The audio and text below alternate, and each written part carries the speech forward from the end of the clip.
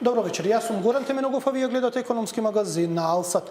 Грчот поради пандемијата со коронавирусот сега се претвори во исчекување кога ќе се случи долго очекуваното нормализирање на состојбата. Сите посакуваме час поскоро да ни се врати нормалниот живот. Тоа може да се среди со одлука на владата, но економијата не може така лесно да се натера да функционира како и претходно. Во овие моменти главните прашања се какви мерки се потребни и од каде пари за да се финансира рестартирањето на економијата. До пари се доаѓа на неколку начини: со позајмување, со зголемување на даноците или со сузбивање на сивата економија, односно на оние бизниси кои не и плаќаат на државата, а работат. Затоа денеска ќе зборуваме за сивата економија со акцент на се поголемите нелегални онлайн или преку социјални мрежи продажби. Во студиово е Благоја Грозданов од Сојузот на стопански комори и министерката за финансии Нина Ангеловска. Добро вечер. Добро вечер. Да напоменам, првиот дел од емисијата ќе го посветиме на сивата економија со акцент на е-трговијата, а вториот ќе дадеме одговори околу ребалансот на буџетот и третиот сет мерки за заживување на економијата. Но со ред, во студиово, како што реков, е господинот Благоја Грозданов од Сојузот на стопански комори на Македонија. Зборуваме за сивата економија, пред се да зборуваме за оноа што сега е тренд, се да се префрла во секторот, односно таму да се прават затојувањата, да дадеме една оценка каква е состојбата воопшто со сивата економија. Вака, прво, благодарам на поканата. За да не биде дека бројките паушално ние ги даваме, имаме последна бројка од извештајот на Меѓународен монетарен фонд кој вели дека околу 38% од БДП-то изнесува вредноста на сивата економија во моментот, што е екстремно значително, да речеме, ако треба да го квантифицираме веќе. И сметам дека за мене она што е симптоматично е тоа што државата секогаш прибегнува кон полесните начини за собирање на пари. Вие тоа многу убаво го посочивте на почетокот во почетното излагање. Полесно е да одиме со прогресивен данок, полесно да одиме со зголемување на акцизите, наместо да направиме системски некакви реформи за да ја сузбиеме овој сектор кој нанесува екстремно високи штети од неколку аспекти. Ја го викам ова триумвират на штетни настани. Прво, овие фирми овие црни бизниси се конкуренција на легалните бизниси, значи им се нелојална конкуренција, им го уништуваат бизнисот на оние кои реално си плаќаат придонеси, даноци и давачки. Второ, тие често се и корисници, овие луѓе се често корисници на дополнителни помоши од државата, бидејќи никаде не фигурираат во системите на државата и на крајот самите тие не ги плаќаат овие даноците, давачките и слично и не ја полнат државната каса. А главниот проблем баш во секторот кој вие го спомнавте е фактички неговата главна предност. Екстремната леснотија со која се прават, се организираат сите постапки во електронската трговија, од тоа да набавите стока макар било од Кина, до да примите нарачка од потрошувач, да пласирате преку пошта нарачката, да дистрибуирате и да примите пари под радар, кеш на црно, без никаква Ќе зборуваме последица. за електронската трговија и за затајувањето на данокот во овој сектор, кај што напомнав дека се по-присутен е. Само да појасниме, ако е 38%, се движи од 30 до 40, сека различни проценти, тоа значи некаде околу половина милиарда евра неприбирање на даноци во државната каса. Тоа е сериозна сума. Министерке, 500 милиона евра во овој момент да можете да соберете, мислам дека сите мерки ќе може да ги спроведете, а не да сечете и да намалувате те овде, те онде и да не знаете попрвено каде да скратите. Како ќе ја сузбивате сивата економија во овие моменти, каде што легалните бизниси се обидуваат да работат и се обидуваат да ги платат давачките кон државата за да може да функционира системот? Прво од мене благодарам на поканата и поздрав до гледачите. Ќе ми дозволите сега да се надоврзаме на ова што беше кажано и прво околу бројките сега 500 милиони евра по неприбирање на даноци, претпоставувам е некоја груба калкулација по однос на која е 35% или 37% како што беше кажано согласно податоците од бруто домашен производ, па правите некоја апроксимација колку од тие средства би биле собрани даноци. Меѓутоа не е толку лесна едноставна апроксимацијата од повеќе аспекти. Прво и едноставниот аспект е дека не постои земја каде што нема сива економија, односно каде што е нула. Ова е во некој случај математика, ако би била нула. Кај развиените земји сивата економија се движи од 10 до 15%, додека кај земјите во развој се движи од 30 до 35%, односно колку што е кај нас, јас се согласувам дека е висока и точно затоа приоритет и на владата и на Министерството за финансии е адресирањето на сивата економија и всушност беше уште кога дојдов јас во Министерството за финансии, преземавме навистина значителни активности по однос на ова поле.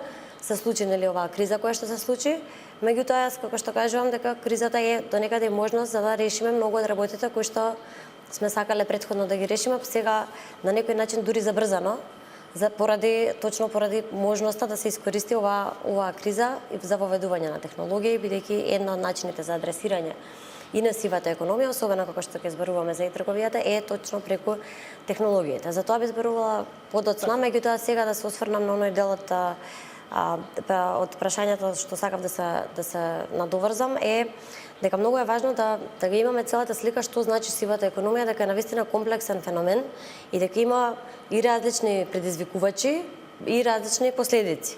Значи, треба прво да детектираме што е она што ги предизвикува субјектите да посегнат или да бидат дел од сивата економија и второ, многу важно значи да имаме предвид дека сивата економија е точно и од сите што не се во системот, нерегистрирани трансакции комплетно, нерегистрирани несени субјекти деловни тоа и дел од оние кои што се регистрирани, можеби дел од прометот не го пријавуваат, односно посегнуваат кон избегнување, даначна евазија и така натаму.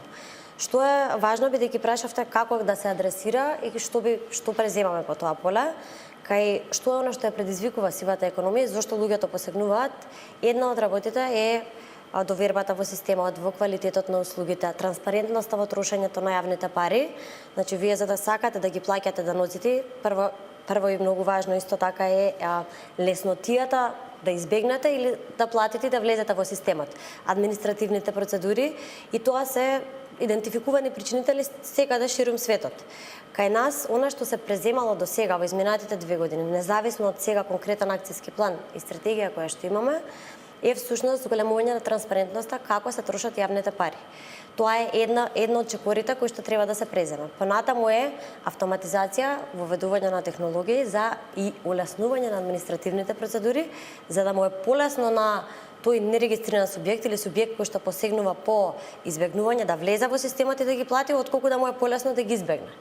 Значи, времето потребно за да се, како е to comply или за да се усогласат со даначните за некои со висока свест во општество со висока свест и со граѓаните кои што ќе бидат свесни дека некој затајува па ќе го пријавуваат. Затоа сакав тука да додадам многу важно од мале нозе и сега е да работиме на даначниот морал и да знаат и децата и луѓето и сите ние зашто се трошат тие пари, транспарентноста, значи која што ја кажав, меѓутоа и да знаат дека клупите во паркот и сијалиците и јавното осветлување и се што е јавна услуга и јавно добро се финансира од тие даноци. Ако сакаме поквалитетни услуги, тука е разговорот до некаде јајцето или кокошката, дали прво поквалитетни услуги па помала сива економија или помала сива економија да прибираме средства па поквалитетни услуги. Ќе зборуваме за e-трговијата и за тој нов феномен што се случува, но време е за првите реклами, па се враќаме последни во студиото.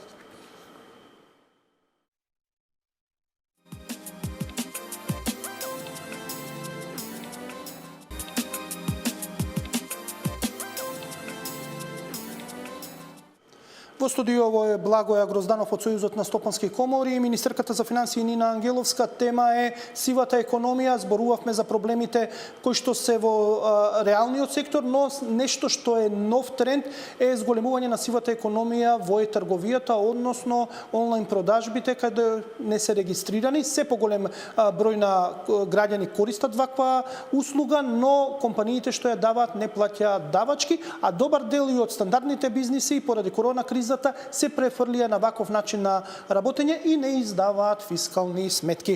Господине Грозданов, дали во секторот е-трговија, односно во ваквиот начин на работење се зголемува сивата економија и представува опасност за регуларните бизниси? Кои се вашите согледувања како Сојуз на стопански комори? Апсолутно да, ќе речам, ќе се навратам на она што на почетокот го кажав, леснотијата на правење бизнис ја прави опасноста од развој на сивата економија и тука исто ќе се надоврзам до Ангеловска. Треба да се направи разлика помеѓу неиздал фискална и воопшто го нема во систем. Значи овој дел 40%, 30, 8, 5, 6, колку веќе се проценки, нали секој различна проценка дава. Мислам дека колку што ги гледам методологиите, доминантно тука се мисли на неиздал фискална. Јас мислам дека бројката ќе биде уште поголема доколку се земат во предвид, доколку се употребат методологии во кои ќе се мери делот на ентитетите кои воопшто ги нема во систем.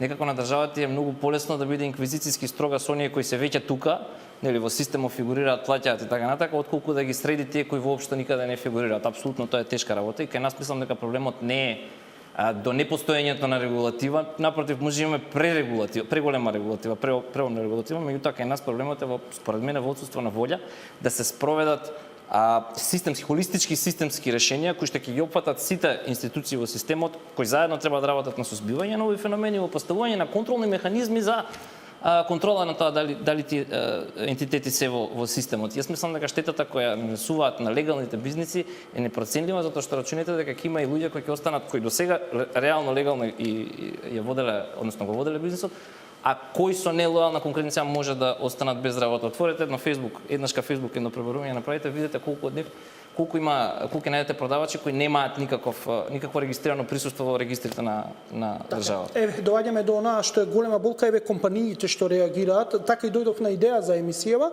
Например, сериозни компании велат дека може, например, да се најде продажба на производи од тутун, со телефонско јавување на Facebook ќе се видат, се урива пазарот. Има еден допис од Стопанската комора до Царина, дека за 2020 година околу 55 милиона евра ќе биде црниот пазар на тутунски производи. На алкохолни пијалаци исто така може да се најдат на Facebook страници или на другите социјални мрежи, како се продаваат, никој не плаќа акциза, не се плаќа никаква давачка, а се урива бизнисот на легалните компании. Ова се акцизни стоки, се губи МДДВ, акциза, не се плаќаат при донесе.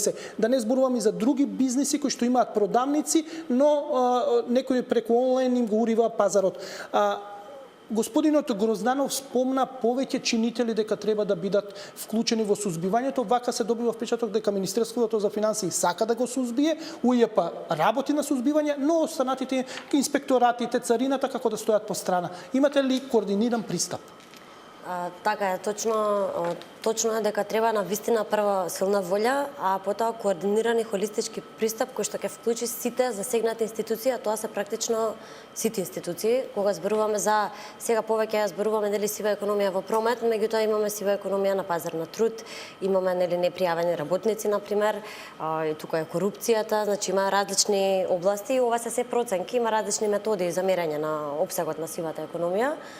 Она што е важно во тој координиран пристап е дека ние како Министерство за финансии не е дека сами ќе можеме да го секако да го изработиме тоа, како што ниту една институција не може на волку комплексен проблем да му пристапи сама. Токму затоа во овој акцијски план кој што го имаме ние изработено во Министерството за финансии, има на ниво на држава, сигурно сте слушнале дека има една стратегија за формализација на неформалната економија, таа беше 2018-2020 под Министерство за труд како координатор, меѓутоа главниот фокус беше на таа неформална економија на пазарот на труд.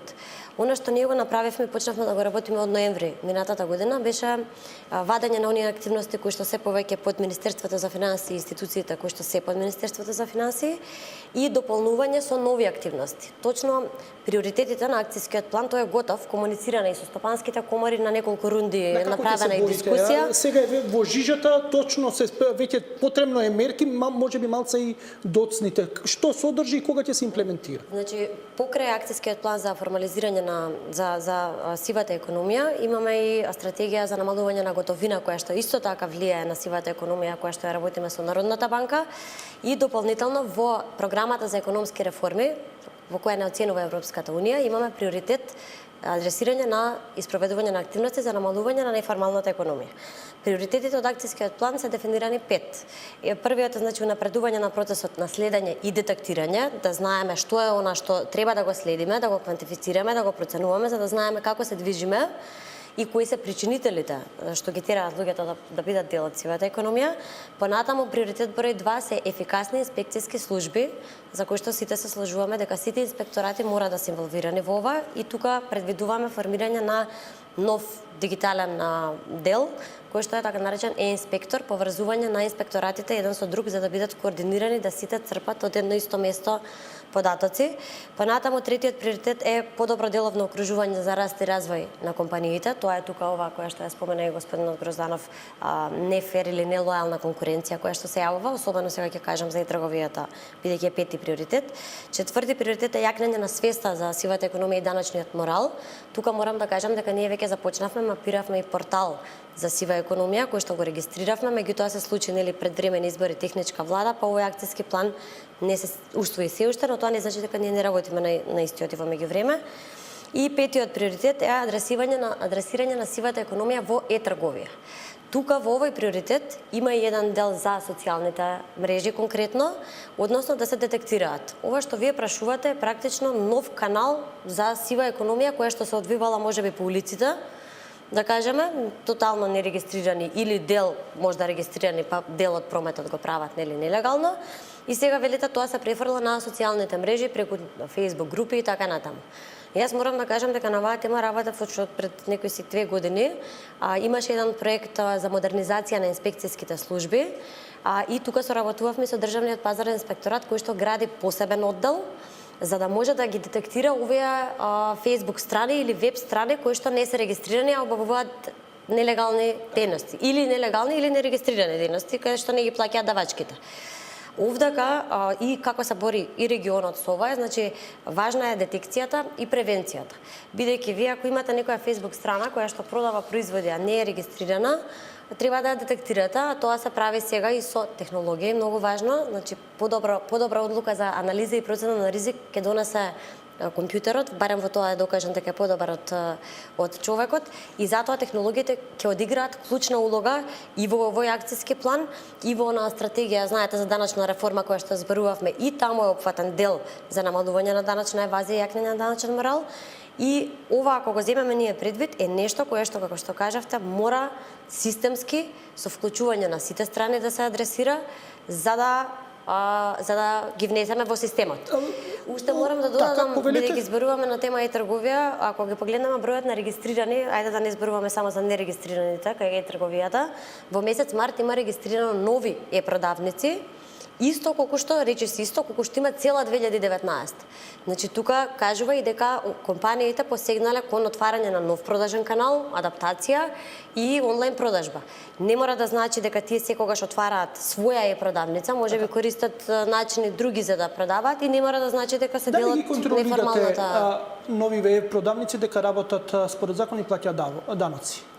Тоа не е под Министерството за финансија. Ако ме прашувате дали се контролираат и следат, да, за тоа си има надлежни институции кои што, значи, Законот за заштита за потрошувачи, тука мораме да ги спомнеме и потрошувачите кои што треба да знаат од кого купуваат и сами да се заштитат од една страна, ако доколку се незадоволни од производот или не го добиле она кое што им било ветено, за да тие поднесат представка или се пожалат до Државниот пазарен инспекторат и да ги заштити законот, тие треба да приложат доказ дали е фискална сметка или она е фактура за дека извршиле уредно плаќање кон регистриран трговец.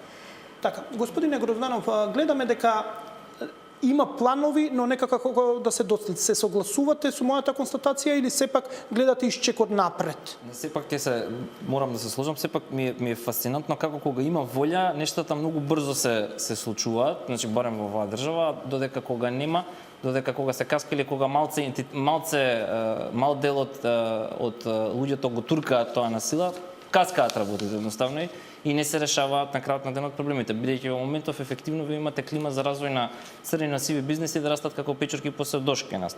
Дури мислам дека и некои па сега од одлуките кои се донесува во претходниот период ми се контра во однос на она за што се бориме. Например, во Европска унија се намалува прагот, односно се укинува, мислам дека од 1 јануари 2021 прагот за царинење со ДДВ на пратки од Кина кај нас се зголеми за непресметување на царина до 90 евра. Сега тоа ми е контра на она што досега го говориме. Значи, треба да се има, не е работата само да се има закон, кога ќе речеме, значи имате ве закон за трговија, имаме закон за регистрирање на готовински плаќања, стојат таму одредби, меѓутоа немате механизам контролен како тоа да го спроведете.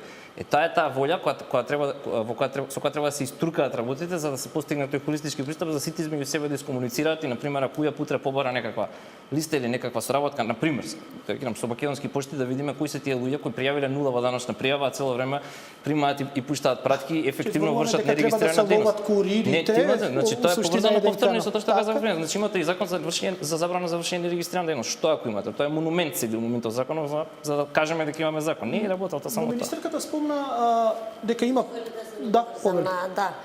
Значи, на прво европскиот праг за плаќање на царински давачки, не за ДДВ, е 150 евра. Ние отидовме на 90 евра со цел да се отвараме и тоа е една од препораките и при усогласувањето со европските регулативи.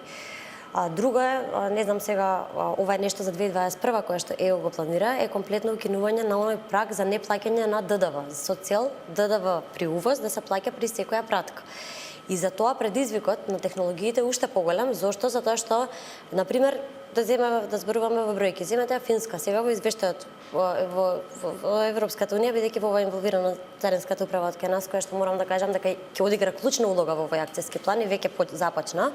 Например, тие предвидуваат дека од 300.000 пратки годишно, кои што ги примаат мали пратки по база и трговија во Финска, предвидуваат дека ќе се зголеми на од 12 до 18 милиони во 2021. Се поставува предизвикот пред секоја земја како ќе успее да ги процесира овие мали пратки, да наплати давачката, ако треба робусни административни процедури. Затоа зборуваме за автоматизација на процеси. Понатаму, што е важно во овој дел со поштите и со куририте, сега вие што го споменавте. Значи, при arrival има нов систем кој што го воведува царинската управа, веќе се започна имплементацијата. Најпрво ќе почне да функционира со брзите пратки. Тоа е процена на ризик на пратката пред да пристигне. Што значи дека ќе може и царинската управа, и управата за јавни приходи, финансиската полиција, сите да имаат податоци, да знаат пред да пристигне пратката, што пристигнува, да проценат анализата на ризик и да знаат дали треба да се направи контрола и кога треба да се направи. Тоа се пратки што доваѓаат од надвор, но ние имаме внатрешна трговија која што се одвива преку курирски служби или пошта и кој што е многу тешко да се контролира. Се што ќе се нарача на пример на Facebook може да биде доставено преку ваква пратка, но гледаме дека не се ловат куририте, значи за да може да се направи преку социјална мрежа нарачка и да се добие, треба некој да има посредник, ако е малце поголем играч на пазарот. Може ли да ги следите овие пратки внатре, значи не само од надвор царина, туку внатре, за да можете да ги откриете? Да, она што сакав да го кажам за од надвор пратките и да се надоврзам за внатре, е таа анализа на ризик која што може да ја прави системот, може да му каже на царинарскиот службеник или на потребно на која институција, доколку има некое действие кое што е нестандардно или нели ние го храниме системот што е тоа нестандардно действие, кога да се вклучи алармот дека е ризична пратка да се процени и тоа ја олеснува целата работа и го намалува просторот за злоупотреби. Да имаме предвид тука дека технологијата возможува помала корупција и ја елиминира пристрасноста на носење на одлуки која што ги има човечкиот фактор. Кај трговијата во внатрешен промет сега што ме прашувате, точно и во акцијскиот план една од активностите која што беше разговарана со Агенција за пошти, тие започнаа веќе со имплементација, е задолжително овие домашни 33 или 35 компании се кои што вршат меѓу во земјата нели достава на пратки, да задолжително прибираат податок за испраќачот и примателот на пратката и вредноста на пратката, за да може Агенцијата за пошти тоа да го следи, нели, да им го наложи како правилник пракса и потоа ова што кажувате да може лесно да се идентификува вршење на непријавен промет. Препознавате ли волја и дека може ова да се спроведе? Вие рековте дека волја, повелете? Само може да се надоврзам потоа. Ќе одговорам на вашето прашање. Точно прагот за царинење во Европска унија е 150 евра, меѓутоа на просечна плата од околу 2000 евра пили. Ајде, не знам точно, меѓутоа многу повисока. Кај нас имаме просечна плата од грубо 400 евра, прагот за царинење беше 40, сега стана 90. Во однос на ова ловењето на пратките внатре е далеку потешко отколку да ги ловите во моментот на пристигање. Поголем дел од таа роба е нели импортирана кај нас. Дури се проценува дека со укинување на овој праг за царинење со ДДВ, сега збориме не со царина, во Европска унија од до година ќе се собираат од прилика 7 милиарди. Тоа е проценката наспроти 500 милиони кои се собирале во 2015 година, последен податок недов. Пак се работи за тоа дали има волја и интерес, сега вие што кажувате. Многу е секогаш приметувам некоја движење по природна инерција, по полесниот. Значи збориме стално е полесно 2 денari акциза и ајде сите да плаќаме акциза и тука е веќе воспоставен механизам, нема каде што. Отколку да се преземат оние болни, понекогаш можеби чекори за да се решат суштински проблеми со кои ќе се дигнеме на друго ниво за подолг период. Значи ова е стратешка работа која треба да ја решиме и јас не се согласувам дека треба да се помириме. 30% е нормално за не знам Југоисточна Европа и 30% имаме сива економија и тоа е тоа. Не е тоа. Треба да се направат крупни чекори за тие луѓе да се односно 3 ентитети луѓе да се вметнат во системот, бидејќи загубите се. Министерке, вие како Министерство сте надлежни за царина, за управа за јавни приходи и за уште неколку битни институции. На почеток го спомнав за оној извештај односно предвидување на Стопанската комора што е испратен до царината, кај што укажуваат на пример акцизните стоки дека големи одливи има, пред се во тутунскиот бизнис, нема уште пресметка за бизнисот со алкохол, кај што станува збор за акцизи. Тоа е оноа што вие зголемивте за нафтените деривати за 3 денара, овде се губат 50 на милиона годишно. Сметате ли дека институциите не сакаат, не можат или не знаат да одговорат на предизвикот да го контролираат овој бизнис со оглед на тоа дека до 2013 немаше скоро никаков црн пазар?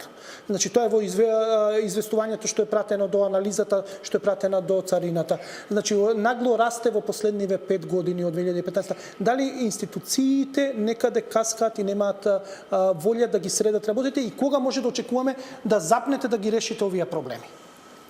Да, значи прво би рекла дека апсолутно не се сложувам дека се посегнува кон полесните начини за прибирање на дополнителни приходи.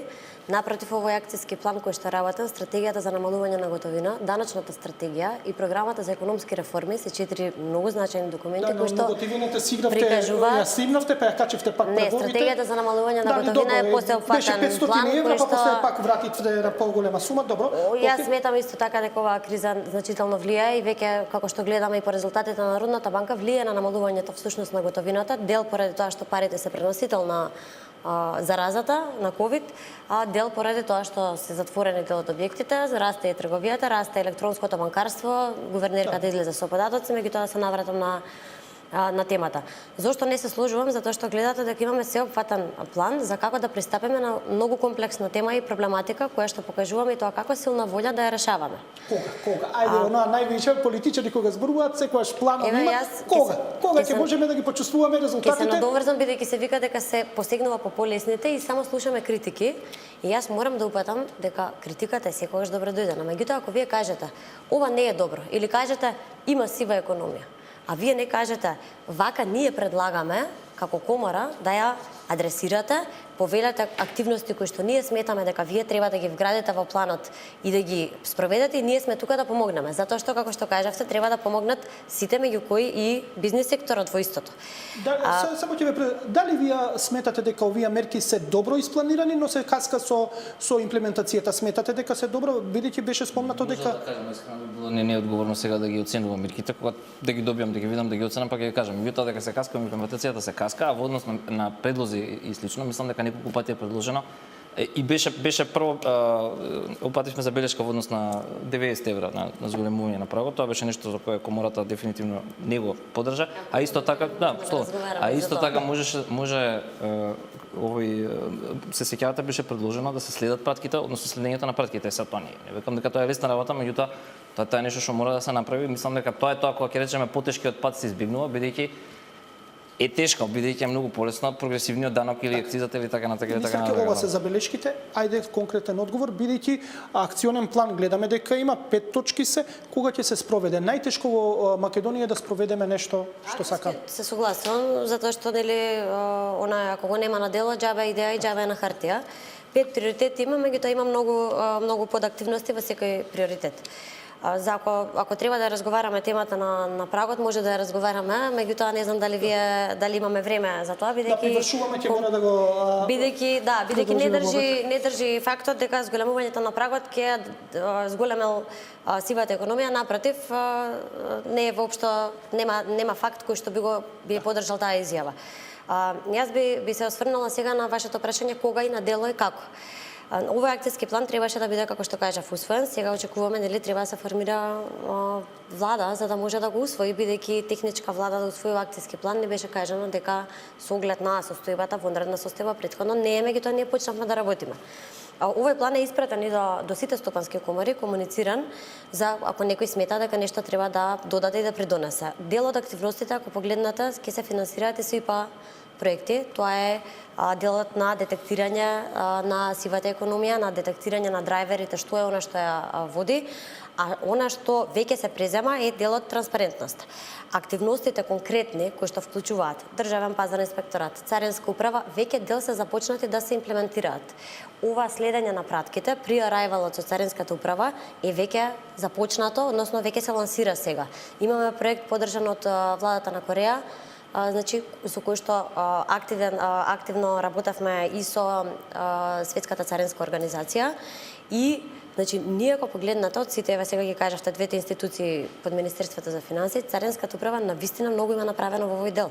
Без хартија на околина визијата, значи почнува групни декларации кои што електронски веќе може да се поднесуваат. Света акцизната стока расте неплаќањето, значи тука е проблемот, значи, а тоа е царина. Која што вие кажавте, јас лично ја немам погледнато, но што би кажала е дека зборуваме за, како што кажав, сосема нов канал. Значи, тоа значи дека таа роба може и да е платена акциза, да се продава онлайн ако е регистриран, ако има дозвола, доколку зборувате за нешто кое што постоело во физичкиот свет, а сега дека се прелева по други канали, тоа е веќе начините за механизмот и следење таму, кој што ќе се надоврзам на вашето прашање за ефикасноста на институциите и тоа како мораме да работиме на зајакнување на капацитетите на институциите, за да можеме да ја адресираме оваа сива економија и сите засегнати страни. А ако имате секако да пријавите нерегуларност, ве повикувам да го направите тоа, за да веднаш може да постапи. Последно прашање, повелете да завршуваме со темава. Во однос на тоа како ќе придонесува, многу едноставно, затоа што сега можеш да внесеш роба од 90 евра без да платиш ништо, без да има механизам за да следиме колку пати си нарачал, колку пати си испорачал и без да има никаков механизам да видиме дали си у систем, дали вршиш наплата кеш, дали си регистрираш и така натака и така натака. Тоа е барем едноставно. Јас сум уверен дека во институциите има многу квалитетни луѓе кои треба да се слушаат.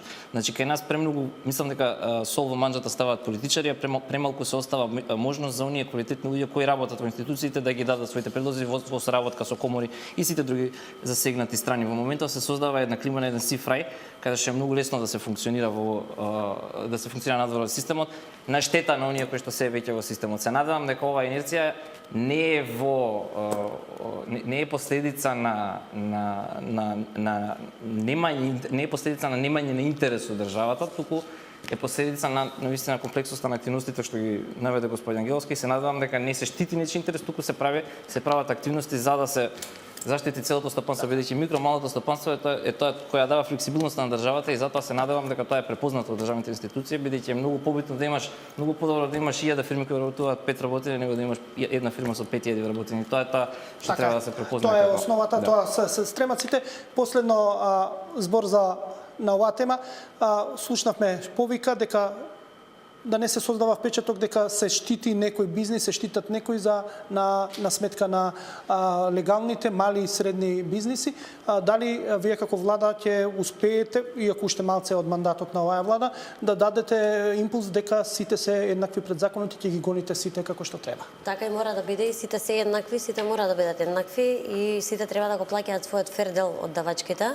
Затоа и првиот приоритет од даначната стратегија која што ја спомнав е воспоставување на фер и праведен, ефикасен начин на оданачување. Значи, јас комплетно мислам дека и во време на ваква криза уште позначено станува прашањето на сивата економија, затоа што, како што кажавте, некои груби проценки, сега државата треба да им помогне на сите. Сега државата Добро, да не умрат граѓаните за леп што се вика, да ги спаси, па после да ги гони сивата економија, но таа економија функционира, не функционира белата економија што се сега државата им помага на сите и затоа уште поважно станува адресирањето на сивата економија, а во овој стадиум како што беше и разговарано дека тоа може да се направи со воспоставување на механизам за следење и така натаму, кога зборував за воведување автоматизација на процеси, олеснување на администрација, градење на верба, тоа се дел од активности кои што мора да одат паралелно. кога зборував за дека компјутерот може да донесе непристрасна одлука и да ја направи таа анализа, точно тоа е намената на овој систем за pre-arrival, што сакам да кажам во практично еве за да ме разберете. Значи, стигнуваат пратки, вие кажувате дека ако некој има активност која што е нестандардна, се појавува сигнал кој што му дава инпут за да потоа институцијата реагира.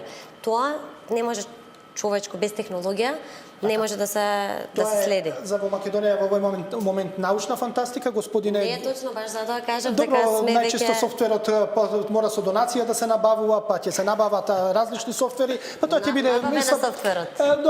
Те хардвери кои ќе дојдат, знаеме како функционираат различни платформи во Македонија, па после дека се унифицираат. Додека имаме проблем, ние преди ќе дојдеме од комуна сме поделители, знае господин Геловски, ќе ми дискутираме за ова, ние имаме проблем со нашиот систем на управа за приходи, што не знам кога 2000 година не ја ажурирам, така да дозволете се мал скептицизам мора да дадам во цела и да се согласам со вас дека Тоа е проблем и на Соединетите американски држави, имаат системи што работат на COBOL, софтвер, па имаат проблеми со одржување јавните системи.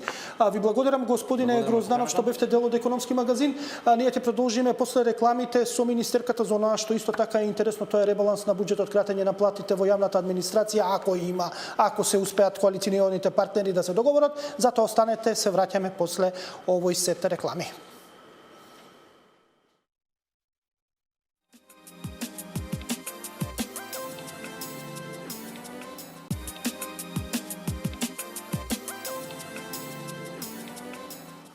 Да, во студиово остана министерката за финансии Нина Ангеловска. Она што јавноста исто така ја интересира, тоа е ребалансот на буџетот, како и мерките за рестартирање на економијата. Министерке, веќе во јавноста се зборува за ребаланс на буџетот, Алсат објавува податоци, информации до кои што може да дојде. Ајде сега да утврдиме на 2 дена додека треба да се усвои ребалансот, бидејќи некаде петок е крајниот датум за да не се чека нова воредна состојба, може да ја има, може да не ја нема. Значи за да може владата да усвои прекројување на државната капа, треба тоа да се направи до петок. Што е одлучено, што ќе се крати, колку ќе изнесува буџетот, односно ребалансираниот буџет? Ајде да откриеме некои детали.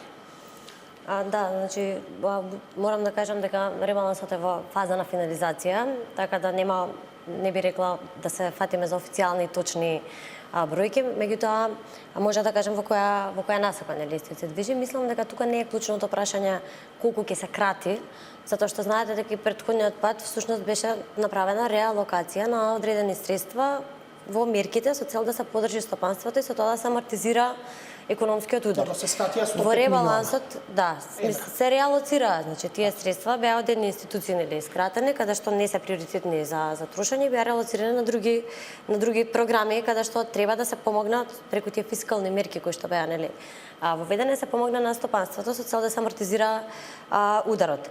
Тогаш беа реалоцирани околу 6,5 милиарди денари. 105 милиона евра.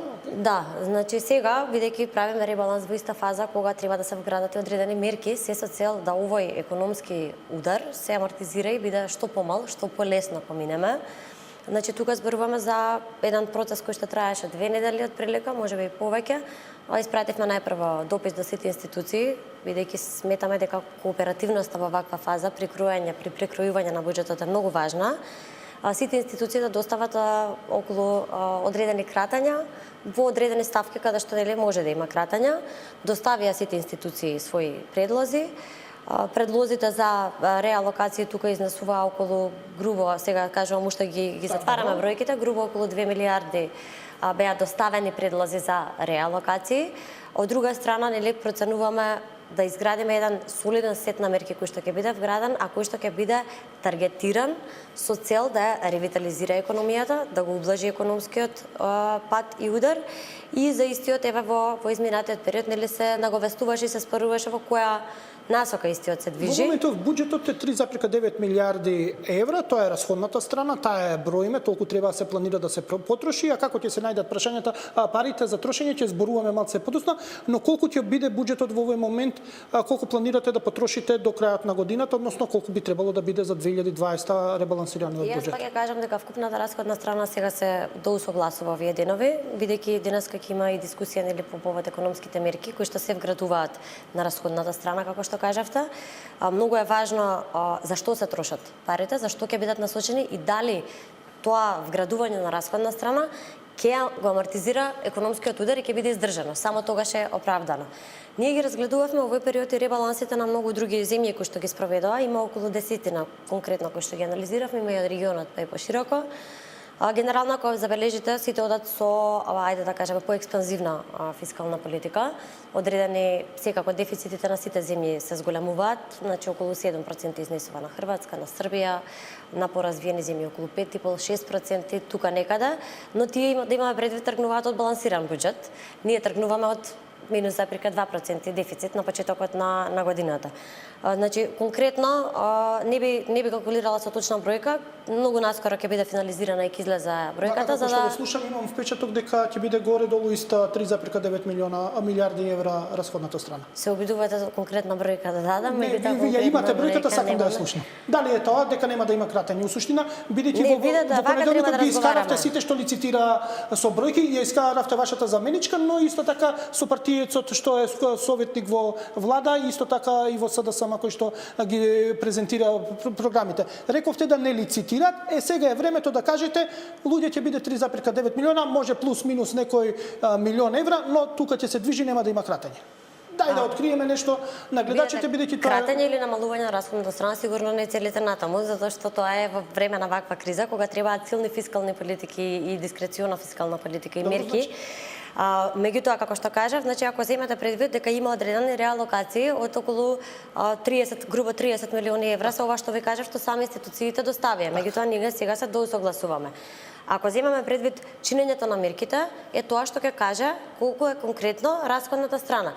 Ќе има одредено благо, би рекла, зголемување на расходната страна, меѓутоа 4 милиарди значи добро. Не би кажала точна бројка, за да не биде наслов, не е. Да, во ред. Не е точна. Во ред, вака кога зборувате дека релокација ќе има некаде околу 30 до 35 милиона евра, но вака од оноа дека нема да се скрати на расходната страна, значи ги демантиравте сите што лицитираа во понеделникот дека ќе имаме и благо зголемување, тоа значи дека парите на јавната администрација, платите на јавната администрација нема да чепкате. Ќе ми дозволите прва, бидејќи ја фаќате постојано само расходната страна, а тука е многу важна приходната. Ќе дојдеме ние како ќе дојдете до парите. Мене ме интересира први за расходите да видиме, бидејќи се детерминира, мора да дојдеме до таа сума за расходи. Тоа е главното во буџетот. А како ќе се полни, вика на почетокот на емисијата кажавме, задолжување, поголеми даноци или сузбивање на сивата економија. Али ајде одговориме сега за платите на јавната администрација, бидејќи нема да има намалување на расходната страна,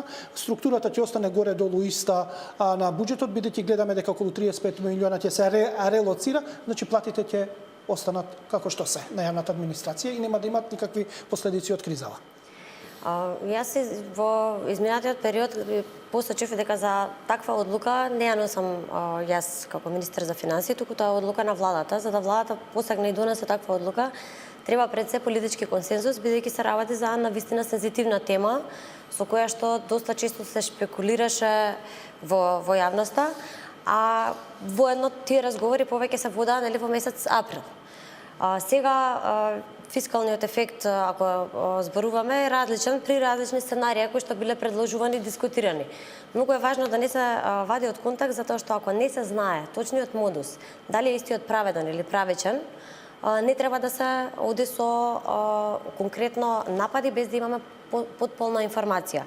Јас за оваа тема би кажала дека потребен е политички консензус, за истиот во моментот кој нема, што значи дека во овој предлог ребаланс за сега нема вградено кратење на платите на јавната администрација. Ова е тонското парче, ви благодарам. Значи нема во овој момент до денеска, среда, 13 мај, значи во суштина ДУИ успеа да ве победи и дел од министрите во СДСМ кои што се стриктно против кратење на платите во јавната администрација и тоа се толкува во корис на предстојните избори.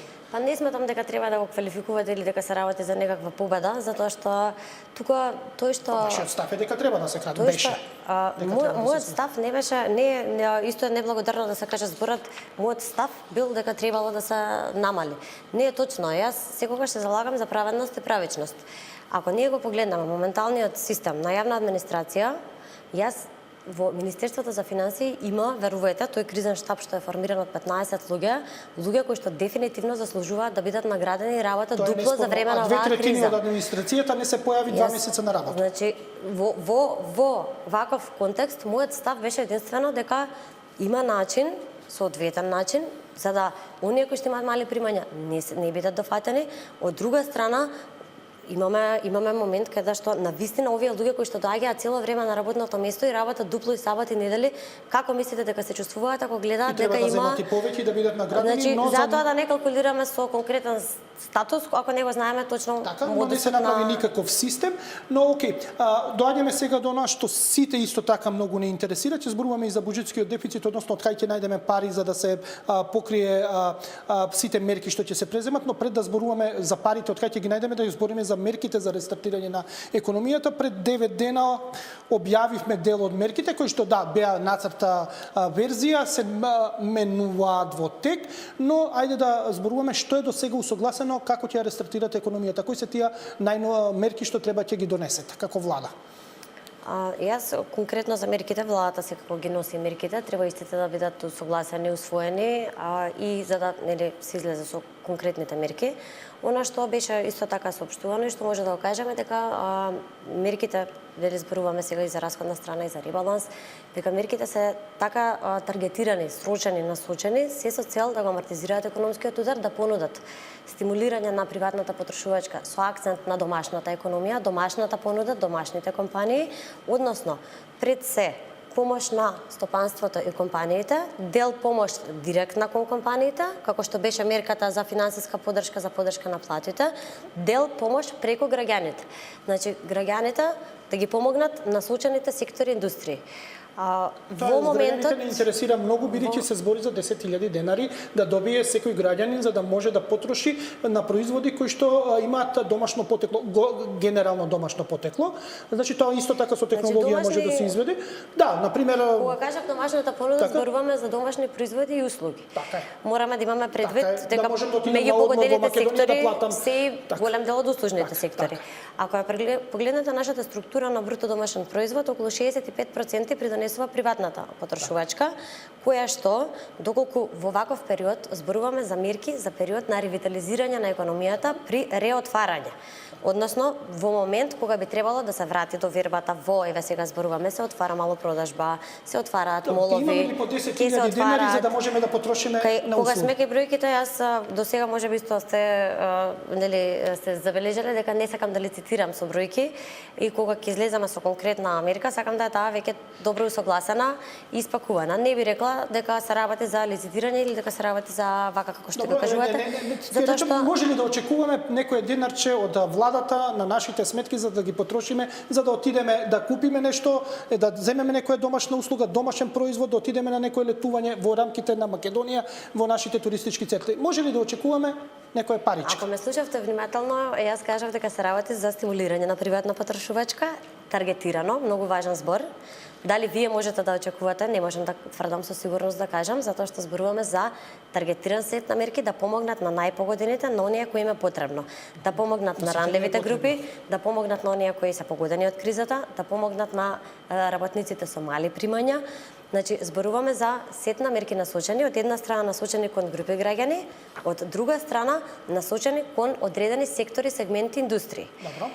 Ако го погледнете вака целата, ајде да кажеме, приказна сет на мерки, и меѓу другото, ако имате предвид дека ова е еден период каде што вашата тема беше сива економија, намалување на безготовински плаќања, зголемување на можеби писменост кај населението, она што го разговаравме и банкарство и така натаму, можам да кажам дека се работи за можеби мерки кои што треба на краток рок да дадат резултат во економијата, за да можеме ние да зборуваме за ваков економски пат најмал споредено со регионот каков што ни се проектира, мораме да имаме предвид дека падот на економијата и начинот на кој се справуваме ќе зависи многу од мерките кои што ги преземаме. Така, согласно таргетирано, значи ќе биде тие што се погодени ќе добијат пари, сиромашните и тие што се погодени ќе добијат пари. Индустријата рековте дека стопанството ќе добие исто така таргетирано. Знаеме ли колку ќе се одлеат пари за оваа мерка? Дали ви имате веќе колку ќе вбризгате пари свеж капитал кај компанијата компаниите. Имаме ли некоја бројка? Јас би оставила за целиот пакет и вредноста на целиот пакет, бидејќи дел од средствата, знаете, оние бескаматни кредити, например, не се дел од буџетот, а се дел од мерките. Првиот сет на мерки беше околу 200 милиони евра, ако ги земеме предвид и нели сите оние средства кредитни кои што се пласираат преку Македонската банка, треба да имаме предвид дека кај мерките за поддршка на стопанството и во третиот сет на мерки ќе има дополнување и од аспект на директна финансиска поддршка, која што согласно процесот на следење на оваа фаза на реотварање на економијата ќе биде таргетирано, насочено со цел да го амортизира ударот кон одредени фокуси, кон одредени сектори кои сите што има потребно. Од друга страна зборуваме за дополнителни мерки кои што ќе бидат спроведени и преку Развојната банка, но за вредноста на целиот пакет и сите мерки детално би оставила владата да... Одличен политичар сте станале, морам да кажам, вртите, ништо не кажувате, но добро, еве јас некоја груба математика во главата си направив, некаде околу 200 милиона дефинитивно ќе се слеат директни пари кај граѓаните и кај фирмите, бидејќи праваме математика помеѓу расходите и приходите и колку ни е буџетскиот дефицит. Сега доаѓаме до последното прашање што мене ме интересира. Тоа е од каде пари? Гледаме дека ДДВ-то падна 40% во април, гледаме дека се очекува тој тренд да биде и во мај, гледаме дека и другите даноци не се најсејани во април, тоа е оној медник месец кој што ќе не определи каква ќе ни биде состојбата. Од каде пари? Едноставно буџетот во лоша кондиција, јавниот долг исто така висок беше пред кризава, имаше повикување да се намали. Кај ќе најдете сега пари кога на меѓународниот пазар, приватен пазар на капитал, скоро и да нема пари, ќе мора да се бараат од институции? Вие како ја представивте ситуацијата, темата е сензитивна со оглед на процесот и на обезбедување средства. Јас напротив не се сложувам со тоа дека ние сме во толку ваква ситуација како што ја опишувате. Зошто? Затоа што прво мерките од првиот и вториот сет кои што беа преземени направија одредено амортизирање и беа и тоа како пофалени и од Европската комисија и од Меѓународниот монетарен фонд, ако го прочитате извештајот дека одлично се справуваме како земја со кризата и во здравствениот аспект дел и во аспект на тоа дека понудивме здрави, солидни мерки, директно насочени, таргетирани. И зборуваме за трет сет таргетирани мерки. Износот повторно не би го калкулирала, затоа што нели одговорноста тука на сите нас како земја и на вас како новинари, нели, како пренесувачи на ставовите, е да бидеме реални, да ги менаџираме очекувањата, бидејќи сме во процес и на изнаоѓање на средства. Зошто го кажувам ова? Затоа што не е така дека нема пари, дека се така црно. Значи, ако погледнете, ева, ние сме во процес на обезбедување на средства преку нели евроврзница, го следиме пазарот на капитал со цел излегување која ќе биде нели погодно. Србија, на пример, излезе сега оваа недела на пазарот на капитал, издаде евроврзница во однос на начините на наоѓање на средства. Во однос на тоа колку средства ќе не бидат потребни, која е приходната страна, јас би рекла дека ние одигравме со тие сценарија многу, може да кажеме, конзервативно и предпазливо. Меѓутоа тоа не значи дека нема да бидеме и понатаму предпазливи при проекциите на приходната страна. Зборуваме за сценарија кои што ги изработувавме по одделни даноци, кои што на крајот ја даваат сликата која што вие би ја очекувале да ја добиете, колку на вкупно ниво би паднале, би проектирале пат на даноците, на одредени нели приходи. Зборуваме за држање на еден предпазлив начин на проектирање, би било околу 11 до 12% проекцијата на падот на приходите согласно реализација. 600 милиона евра. Значи во апсолутни износи буџетскиот дефицит колку ќе биде на крајот на годината реализацијата, бидејќи видете, ние лани имавме проектиран 2,5, завршивме на 1,8. Сега така. има 2,3, сега ќе биде дефинитивно 6-7. Значи дефинитивно дефицитот ќе се движи во таа алинеја која што ја гледате и од Меѓународниот монетарен фонд, од Европската унија. Зборуваме за колку ќе биде реализиран, зависи од како ќе реализираме и приходната страна и расходната страна. Проекцијата на дефицитот ќе биде дефинитивно таа во рамки која што мислам таа е реалноста, знаете и колку ќе треба оваа година да се задолжиме, ова е последното прашање, колку ќе треба со не е битно сега дали евроврзница било каде, колку ќе треба да се задолжиме и колку јавниот долг ќе достигне? Проекциите на јавниот долг согласно сега ребалансот се изработуваат, ќе излеземе конкретно со бројките. Јавниот долг на крајот на првиот квартал изнесува 50,7 по новиот бруто домашен производ, значи околу 11 милиарди евра. Во однос на задолжувањето ние веќе земавме 176 од Меѓународниот монетарен фонд, а сега во моментот сме во процес, очекуваме официјално да се донесе одлуката за оние 160 макрофинансиска поддршка, помош од Европската унија, инструмент под поволни услови кои што би го земале. Зборуваме за дека сме во постапка и во процес на излегување на пазарот на капитал. Значи, навистина планот за начин за изнаоѓање на средства и финансирање е направен. Условите секако ќе зависат од движењето на пазарот. Колку дополнителни средства, ако ме прашувате, ние првично имавме проектирано 500 милиони евро врзница со цел, нели, да се раздолжиме, имаме 440 само на дворешен долг. Сега од 500 тоа се зголемува, од кој аспект веќе 176 имаме кои што сме ги зеле дополнителни непланирани, веќе 160 разговараме со Европската унија, а точниот износ на ново задолжување секако ќе зависи и од колкав ќе биде износот на евроврзницата која што ќе издадаме. Значи, јас во моментот кажувам дека многу внимателно треба да се проценува, да се следи пазарот на капитал, да се следат условите, затоа што тука прашањето е, вие велите дали има пари, јас велам и која е цената на парите. Одлично.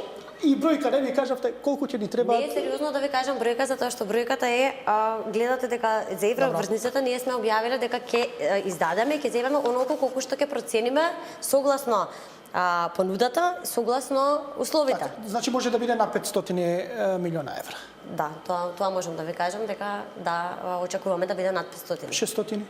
Не, навистина не е одлука. Тоа беше последното прашање, нема да навлегуваме, не сака да одговори министерката точно, бидејќи не знаат што ќе начекаат на меѓународниот пазар на капитал. Ми беше мило што бевте дел од економски магазин, се гледаме во некоја друга прилика. Почитувани, тоа беше се за оваа емисија. Се гледаме за 7 дена во истиот термин. Останете со вестите на Алсат на македонски. Дадовме некои одговори, побистро, појасно ќе биде утре, задутре. Гледајте ги вестите, секогаш ви информираме во нив за најновите работи што се случуваат од областта на економијата. Секој добро и довидување.